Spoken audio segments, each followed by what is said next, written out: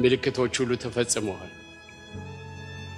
ከዚህ በኋላ የምንጠብቀው ነገር ምንም የለም። የመነጠቅ ጊዜ ቅርብ ነው። ስለዚህም ለመነጠቅ ሁላችን የተዘጋጀን እንድንሆን ዘይታችን የሞላ መብራታችን የበራ ወገባችንን ታጥቀን መጠበቅ እንዳለብን መጽሐፍ ቅዱስ ይመክረናል። እዚህን ቃል የምትሰሙ ወገኖች ሁሉ ግድ የለም ይቆያል፣ ገና ነው ብላችሁ አትታለሉ። ነገ እንዳይመጣ የሚከለክለው ነገር ምንም ስለሌለ፣ ዛሬ እንዳይመጣ የሚከለክለው ነገር ምንም ስለሌለ ተዘጋጅተን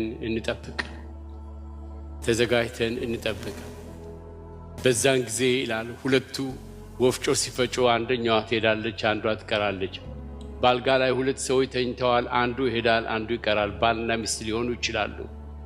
ስለዚህ ለጌታ ምጽአት ሁላችን በየቀኑ ልክ ዛሬ እንደሚመጣ ሆነን ተዘጋጅተን በይቅርታ መንፈስ በፍቅር ቃሉን በማንበብ በጽድቅና በቅድስና ዘይታችንን ሞልተን ከመንፈስ ቅዱስ ጋር ህብረትን አድርገን የጌታን መምጣት መጠባበቅ ይኖርብናል።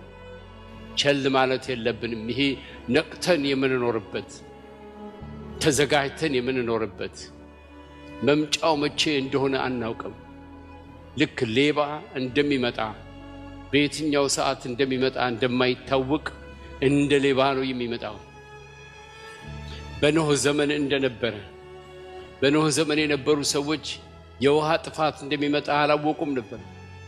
ዝናብ ሲዘንቡ እንደማንኛውም ቀን መስሏቸው ዝናቡ እስከሚያባራ ድረስ ጠብቀው ወደ ስራቸው ለመሄድ ወደ ቀጠሯቸው ለመሄድ ወደ ተለያየ ስፍራ ለመሄድ ሲዘጋጁ ቢያዩት አያቆምም። እየጨመረ እስኪያሰምጣቸውና እስኪገላቸው ድረስ አላቆምም። እንዲሁ የጌታ መምጣት ድንገት ስለሆነ በድንገት እንዳንያዝ ራሳችንን እንመርምር።